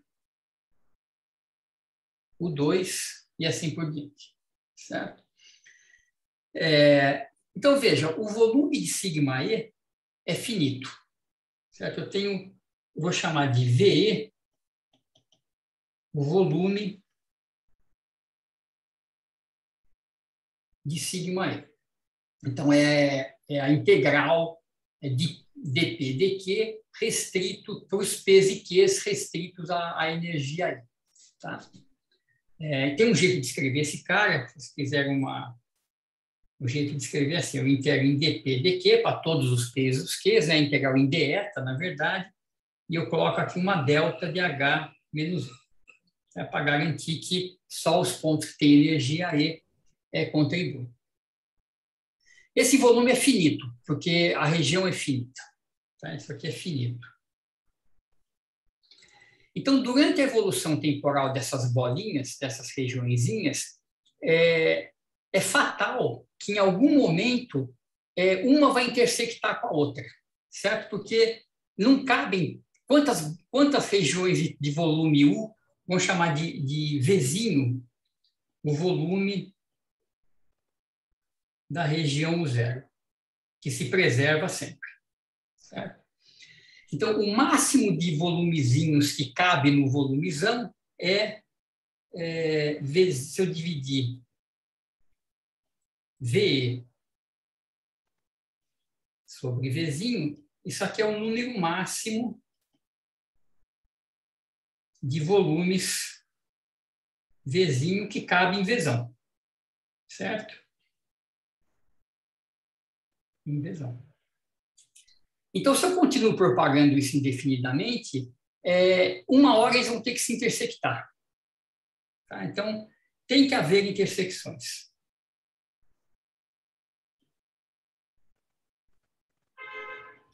Então, em algum momento, uma dessas vizinhanças, vou desenhar assim. Pera, deixa eu tirar esses xadrezinhos. Isso aqui, por exemplo, é a vizinhança U. Deixa eu seguir os mesmos nomes que eu dei aqui. UM. Então, DM, iterações desse tamanho tal, vai intersectar com a vizinhança UK. Certo? Ela bate em cima de alguma outra que passou ali pelo caminho. Tá? Porque não cabe infinitas, porque o volume é finito e esse cara preserva o volume. Então, uma hora tem que intersectar. Muito bem, imagina aqui que o K é menor do que M. Sei lá, K igual a 10, M igual a 15. Então, a 15ª iteração intersectou com a 10ª iteração. Certo? Muito bem, então, olha só. Essa região de intersecção são pontos, então, do espaço de fase, da superfície de energia, que pertencem simultaneamente à Késima região e à Mésima região, certo? Eles intersectaram. Então, se eu olhar isso aqui acontece na iteração M, certo? Se eu olhar uma propagação para trás, se eu voltar no tempo uma vez, o que eu vou ver? Olha, a vizinhança UM, ela veio de alguma outra UM-1, certo? A UM-1 propagou para a UM. A UK veio da região UK-1, certo? Que foi propagada para a UK num tempo tal de propagação. Acontece que essa região de intersecção ela está na UM, então ela está em algum lugar aqui, ela veio daqui, certo? Para ir para cá, mas ela também estava na UK. Então, a UM-1 tem que intersectar com a UK-1 também. Porque esses pontos aqui estavam na UM-1 e vão para a UM, mas eles também estavam na UK-1 e vão para a UK. Então, se os pontos estavam na região de intersecção, eles já estavam na intersecção no passo anterior. Tá? Porque isso aqui é só uma evolução temporal. Certo? Então, todos esses pontos, se a gente olha em termos de U, M, esses pontos aqui vieram para cá. Certo? De UM-1 para o M. Mas eles também têm que estar na UK-1 porque eles vão para a UK. Então, eles também têm que estar aqui para vir para cá.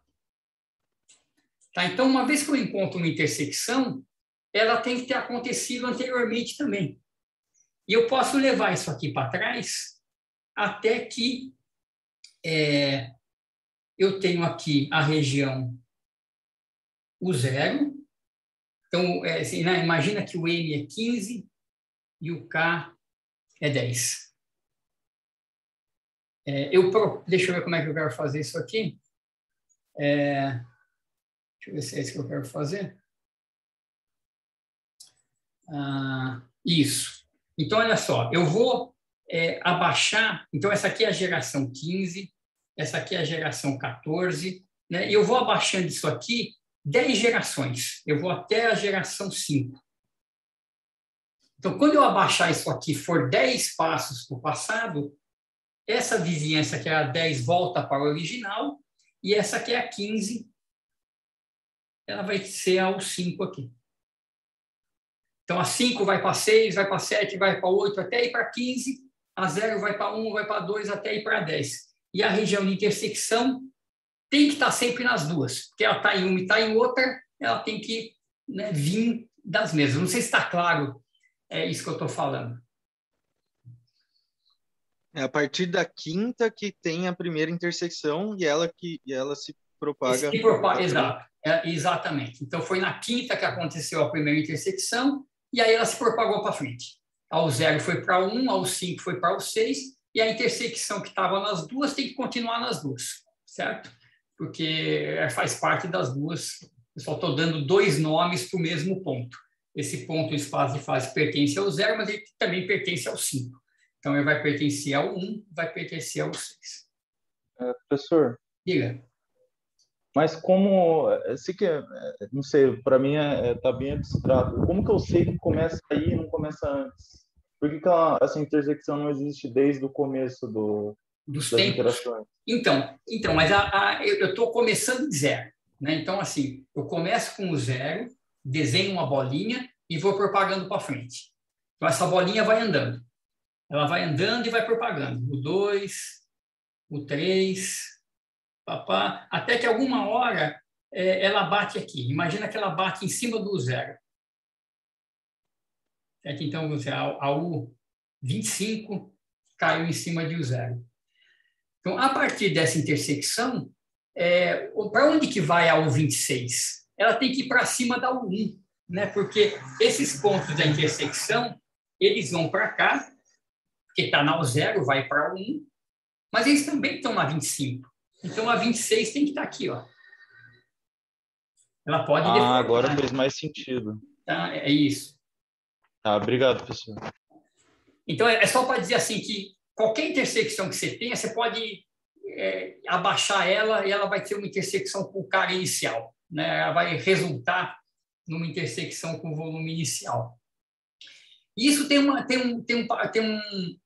uma coisa muito importante, que é o seguinte: o que isso quer dizer? O tamanho dessa vizinhança ao 0 pode ser tão pequeno quanto você queira, certo? Se ela for pequenininha, vai demorar mais tempo para ter intersecção, porque cabem mais delas no volume total. Mas ela vai acontecer, porque o volume é preservado, o volume total é finito.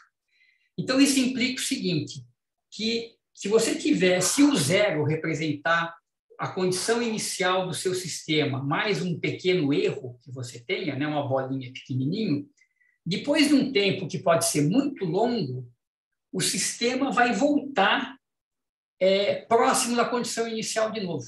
Né? Existem pontos aqui da região 5, existem pontos aqui da região 5, vou pegar um ponto aqui, o ponto aqui verde, imagina que você está olhando esse ponto como parte da região 5. Esse ponto veio de U0, certo? Porque ele está na intersecção. Então, esse ponto veio de algum lugar que estava aqui em U0, foi andando, e quando chegou depois de 5 iterações, ele caiu aqui. Ou seja, o sistema volta arbitrariamente próximo da sua condição inicial. Se você fizer o 0 bem pequenininho, você pode pensar isso como uma condição inicial do sistema, mais um pequeno erro, certo? É o PQ, um pequeno erro. Esse sistema muda muito com o tempo, ele passeia por toda a superfície de energia, mas, eventualmente, ele volta muito próximo para onde ele estava. Então, isso é o teorema de recorrência. Você, quase sempre, para quase toda a condição inicial, o sistema volta, depois de um tempo que pode ser muito grande, para uma condição que é arbitrariamente próxima de onde você começou, porque esse U0 pode ser feito muito pequenininho. Esse é o teorema de recorrência. Professor, diga. Mas e, por exemplo, se eu tiver uma órbita hiperbólica, por exemplo, nós temos 2 corpos, ele não volta, ele vai embora. Não, pois é, por isso que tem que ser uma superfície de energia limitada. Certo. Certo? Então, essa é a condição necessária. Entendi. Tá? Outra coisa que não pode acontecer é que você tem um ponto de equilíbrio nessa superfície de energia. Aí também não vale, porque se você tem um ponto de equilíbrio que não sai do lugar, e você pega uma vizinhança em torno desse ponto de equilíbrio, ela simplesmente se alonga em volta do ponto de equilíbrio, ela não se propaga, né? Porque, imagina que aqui tem um ponto de equilíbrio. Se você tiver um ponto de equilíbrio, esse ponto não sai do lugar com o tempo. Então, tudo que está em volta dele vai ficar só variando ali em volta e não sai do lugar. Então, não pode ter ponto de equilíbrio. Então, a gente está pensando numa situação desse tipo aqui. Está com uma energia ali alta, não é uma energia que tem um ponto de equilíbrio aqui no fundo do poço. E aí, certo, então eu preciso saber que o sistema está confinado, né? Está confinado, exatamente, tem que estar confinado. Porque aí você tem um volume finito e a bolinha, por menor que ela seja, ela vai acabar assim, auto-intersectando depois de um certo tempo. Então, qual que é a aplicação mais interessante disso aqui? É o gás, né? Você pega uma caixa, deixa eu fazer melhor aqui, peraí. Você pega uma caixa de volume V, L por L por L, um cubo de lado L, e coloca aqui dentro um gás de partículas, N partículas.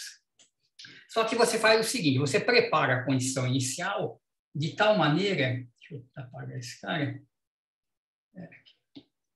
de tal maneira que você confina o gás inicialmente em metade da caixa. Então, você põe aqui todas as suas bolinhas, as suas moléculas de gás, nessa metade da caixa, até põe uma partição ali no meio, faz essa minha condição inicial. As partículas estão todas com coordenada x, por exemplo, entre 0 e L sobre 2. E aí você arranca a partição e deixa o gás expandido. Então, o que o teorema diz é que esse sistema vai voltar arbitrariamente próximo da condição inicial. Então, se você esperar um tempo suficientemente longo, as partículas vão todas voltar para a metade inicial que você tinha. Esse é o teorema de recorrência. E a questão é, por que você não vê isso? Certo? Isso você pode ficar esperando a vida inteira que você não vai ver isso acontecer. E a ideia é essa mesma. O tempo que isso demora para acontecer é muito longo. Eu vou fazer aqui uma estimativa muito grosseira desse tempo, só para a gente ter uma ideia, e aí a gente fecha a aula de hoje, que já está ficando tarde, e aí na quarta-feira a gente continua. Então, como é que a gente pode estimar esse tempo aqui? Eu vou fazer o seguinte, eu vou calcular onde é que está? Essa razão aqui, ó, eu vou calcular o número máximo de volumezinhos que cabem, né, dada essa condição inicial, esse volume inicial, eu vou calcular quantos deles cabem no sistema. Aí a gente vai estimar um tempo tal entre um e outro para fazer uma conta de quanto tempo demoraria para ele ocupar tudo, vamos dizer assim. Isso é uma estimativa, só para ter uma ideia. Então, funciona assim. Qual que é o volume da superfície de energia? Então, esse volume, é o seguinte, eu vou fazer, então, a integral de dx, né, para cada partícula eu tenho dx, dy, dz, partícula 1, partícula 2, né, o espaço de fase, que tem uma dimensão enorme, todo mundo, vou integrar dpx, dpy, dpz, etc. Aqui eu não vou... isso. Vamos dizer, isso aqui é o volume... isso. E todo mundo com uma certa energia fixa, né? Então, eu vou fazer essa integral com um vínculo H igual a soma de pxi ao quadrado, pzi ao quadrado sobre 2m, e de 1 até n, igual a E. Então, o potencial é só a parede, né? Ele é zero dentro da caixa. Então, vamos ver quanto que dá esse V de E. Vamos fazer uma conta aqui. Então, primeiro, as integrais em posição, ela vai dar L, né? Eu vou integrar de 0 até L em cada coordenada espacial. Então, para x, y, z, dá um L ao cubo. Então, como eu tenho L coordenadas, N partículas, eu tenho um L ao cubo para cada dimensão, para cada partícula, certo? Então, integral é o volume de espaço de fase da parte espacial. Então, x, y, z vai de L ao cubo, tem N partículas. A integral dos momentos, como que ela é? Então, faltou a integral dos momentos aqui, vou simbolizar dessa forma. Se a gente olhar para essa expressão aqui, do H, eu fixo um E, a gente vê que o volume no espaço dos momentos é uma esfera, certo? Eu tenho aqui PY e PZI igual a 2ME. 2ME. Então, isso aqui no espaço do momento é uma esfera, certo? Px1 ao quadrado, py1 ao quadrado, pz1 ao quadrado, px2 ao quadrado, etc. É uma esfera com um raio num espaço gigante, com um raio raiz de 2ME. Certo? E o que eu quero, então, é a área dessa esfera, certo? Para me manter na energia aí. Então, qual que é a área da esfera? Ela vai ter 3N, é um espaço de 3N dimensões, né? Px, Py, Pz, para cada uma das N partículas. Então, a esfera tem, o volume dessa esfera vai ser uma constante, que eu posso calcular aqui, vezes o raio elevado a 3N menos 1. Certo? Se eu estou no R3, a área da esfera vai com R quadrado e assim por diante. Então, o volume do espaço acessível para essas partículas na caixa toda é L elevado a N, L elevado a 3N, tem essa constante que depende das dimensões, e tem esse raio, que é a raiz de 2ME, elevado a 3N menos 1. Certo? Então, isso aqui é uma estimativa do volume. Muito bem, qual que é o volume ocupado pela condição inicial? Qual que é o volume o Vzinho, né? O volume ocupado por aquela bolinha inicial. Ora, eu posso fazer o seguinte, esse volume, eu vou fazer a integral do mesmo jeito, eu vou deixar as moléculas terem qualquer tipo de velocidade, desde que respeitem a superfície de energia, eu só vou restringir, por exemplo, a integral em x de 0 até L sobre 2, enquanto as outras vão todas de 0 até L, tá? Para cada partícula. Então, se eu fizer isso, a conta é muito parecida, é a mesma conta, basicamente. A única coisa que acontece é que esse L ao cubo, esse L a 3N, ele vai ser diferente, né? Ele vai ser L a 2N, por causa das integrais em Y e Z, mas ele é um L sobre 2 a N, porque a integral em X só vai até a metade. No espaço dos momentos é a mesma coisa, é a mesma constante, 2ME, 3N menos 1 sobre 2. Então, a razão do volume total pelo volume inicial, você vê, corta um monte de coisa, corta a constante, corta isso, corta um L a 2N e dá, então, deixa eu só escrever isso aqui, ficar mais fácil de ver. Estou acabando já, vocês que estão cansados, está terminando já. Isso aqui, ó, é L a 3N, certo? Só que tem um 2 elevado a N embaixo.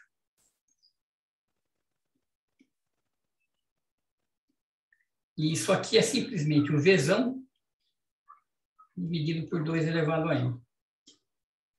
Certo? Então, o Vzão sobre Vzinho é 2 elevado a N.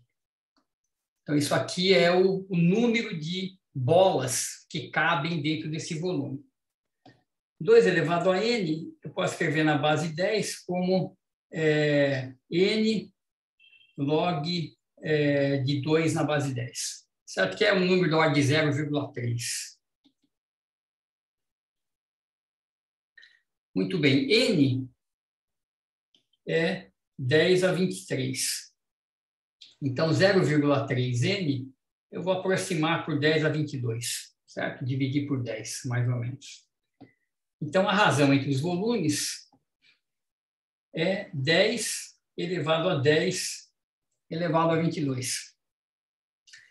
E esse número é tão absurdamente gigantesco que, para ter uma ideia do tempo, eu tenho que multiplicar isso por aquele tal, né? Aquele tempo que demora para a bolinha sair.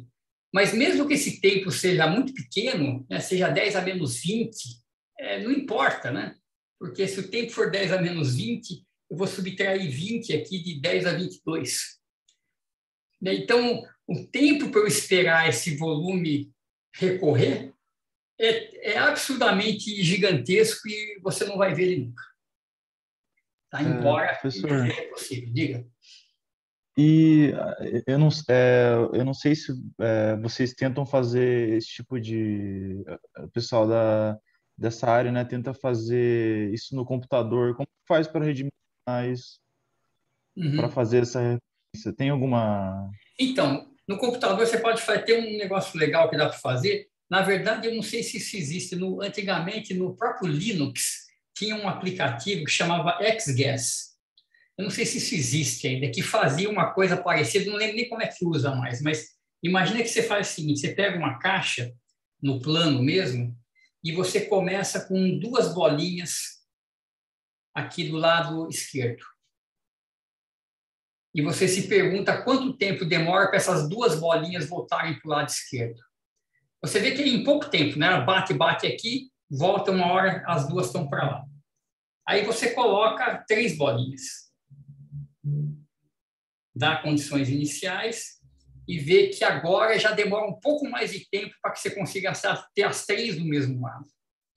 Quando você coloca aqui 10 bolinhas, você vê que o tempo que você tem que esperar já é muito grande. Porque elas começam a se espalhar e não acontece nunca de elas voltarem para o mesmo lugar. Mas o teorema garante que vai voltar. Então, com 10 a 23 bolinhas, então você pode calcular esse tempo em função do número de bolinhas que você coloca. E então, você vê, para 10 a 23 bolinhas é impossível, né? Nunca você vai conseguir fazer com que todas voltem e estejam do mesmo lado. Então, o tempo é gigantesco. Bem interessante, professor. Isso é bem interessante, isso tem a ver com esses problemas de... a teoria microscópica é reversível, né? Então, existe todas as propriedades de reversibilidade microscópica, mas no sistema macroscópico ela não acontece. Ela está ali, mas ou ela demora muito tempo, ou você tem problema de condições iniciais que você não consegue determinar muito bem, e você acaba não vendo esse fenômeno. Então, você tem... se elas voltam para o mesmo lugar, que nem no caso das 2 bolinhas, você não tem a noção de tempo, né? Não existe tempo. São 2 bolinhas, uma hora estão aqui, outra hora estão aqui. Quando você tem um gás com muitas bolinhas, você tem a flecha do tempo. O tempo se propaga na direção de homogeneizar a distribuição de bolinhas. Então, eu estava num lado, foi para o outro. Se você passar um filme com as bolinhas de um lado se esparramando, você sabe que o filme está na direção certa. Se você passar o filme onde o gás está todo esparramado e volta a se concentrar de um lado só, você sabe que você está vendo o filme ao contrário, né? Porque isso não é esperado. Então, isso tem todo a ver com essa discussão de por que o tempo existe, afinal de contas, se todas as leis da física são reversíveis temporalmente. Então, isso tem a ver com esse teorema de recorrência, é uma parte dessa discussão. Professor, diga. Que nem você deu esse exemplo aí do gás, né? A gente poderia pensar nesse problema para um pêndulo duplo, por exemplo, e pensar, né? Como ele é caótico, imagino que vai demorar também muito tempo para voltar às condições iniciais. E daí me veio na cabeça que as condições iniciais não é só a posição inicial, né? Isso, tem uma velocidade também. Isso, exatamente. Então, quer dizer, o pêndulo duplo ele vai demorar e daí você tem que considerar que ele voltou à condição inicial Então, no pêndulo duplo, na verdade, apesar do movimento ser caótico, ele pode, de fato, voltar numa configuração que é muito próxima da inicial. Ela não vai ser exatamente igual, mas ela pode ser muito próxima. O que acontece é que, então, você tem, por exemplo, você começa com o pêndulo aqui e o outro aqui. E aí isso aqui faz uma coisa maluca, depois de um tempão você olha e você vai ver essa bolinha aqui, esse cara aqui, com as velocidades muito parecidas. Isso vai acontecer. O problema é que se você... uma das coisas que acontece é se você perguntar agora, isso aqui demorou, sei lá, 10 unidades de tempo para acontecer.